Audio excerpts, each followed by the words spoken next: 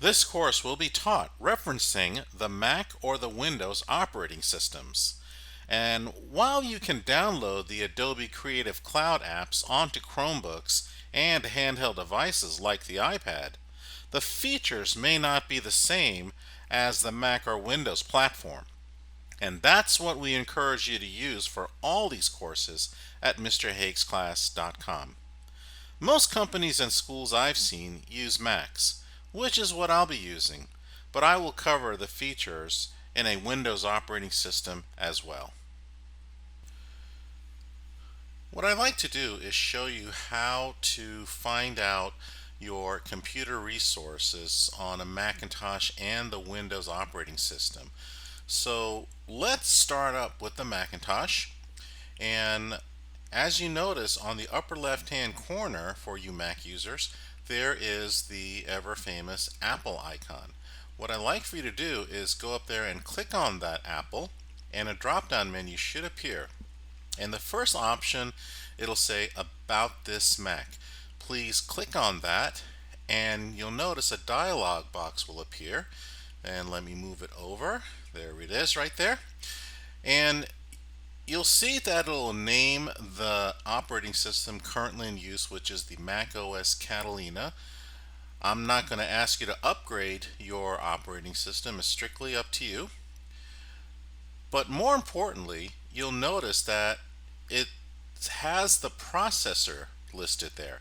And my processor currently is 2.5 gigahertz dual core Intel Core i5.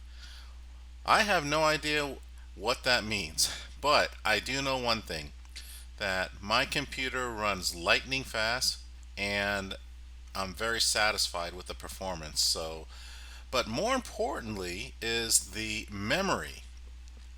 And the memory, you'll see I have 16 gigabytes of RAM, which is more than enough for running Adobe apps. Some of you might have 8 gigabytes, which is okay.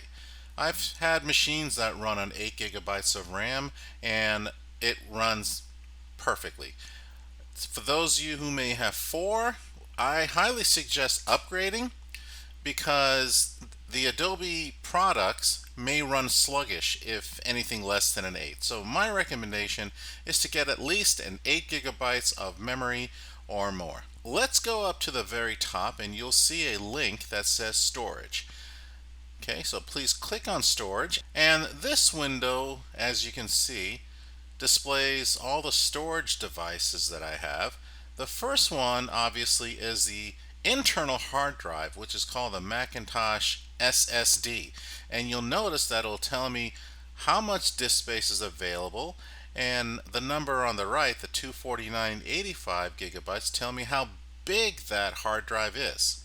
So what is the difference between an SSD and a hard drive? Well, the SSD hard drive happens to be the latest and greatest technology of hard drives. It's faster, it keeps the machine a lot cooler, and overall the performance is really exceptional. If you have an HD, be weary of the fact that your computer might heat up a little bit, but it still is pretty good, and I recommend eventually to upgrade into an SSD if you can afford it. Otherwise, HD should run fine.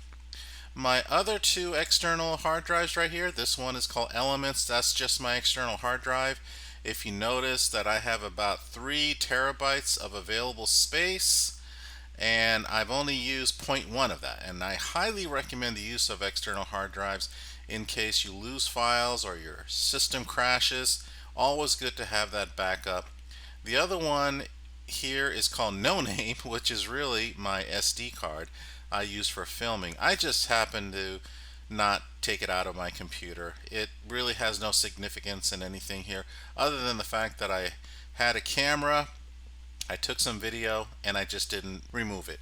And the final is pretty well known for Mac users, which is called the WD My Passport, which backs up the entire operating system and all the files.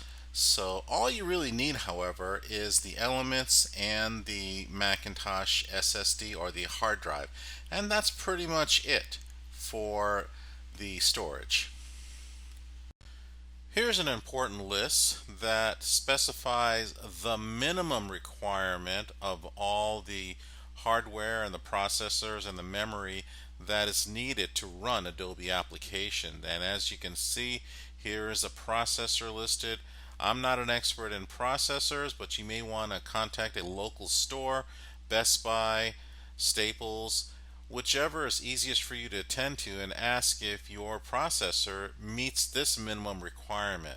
Or you can also call Apple if you like. For the operating system, as you've seen before, I showed you that I had the macOS version 10.15 Catalina. Okay, again, if you want to upgrade, it's up to you. The RAM, now here it says 2 gigabytes. Okay, I would not recommend this at all because your application is just going to go extremely slow. It does say here 8 gigabytes, which is recommended. I would definitely not even consider 2 gigs or 4 gigs. I would just go 8 gigs or higher.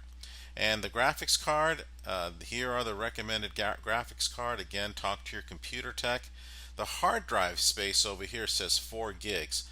Again, minimum, do not use 4 gigs. Go way higher, 10 times higher. There are hard spaces that go up to a terabyte, and I would go as much as I possibly can, whatever the budget can afford.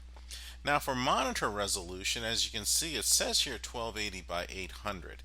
Now for those of you who may be new to the Macintosh or not familiar too much, let's find out how you can find out your display resolution or your monitor resolution. I have 2 monitors side by side, and most editing professionals use 2 monitors. So let me go ahead and go up to the Apple icon here and click on System Preferences. And I'm going to show you this little dialog. You should be able to see this. I'll go ahead and click on Display. And I will show you the screen resolution for one of my monitors. Okay, so this here, if I click on scale, you'll notice that it says 1280 by 800, and if I move this over, you'll see 1280 by 800. But this is for my laptop. This is just one of the monitors, or this is my main computer, but you notice the monitor can only handle 1280 by 800. Let me show you the other monitor I use. Look at this one, 2560 by 1080. Now this is a much larger monitor. I have a 36-inch monitor and absolutely love it. Crystal clear imagery, very cool, and that's my setting at work here. Hopefully this helps. You can find this information on the Adobe website. I provided a link below, and hopefully this will help you purchase a computer if you need, or at least upgrade.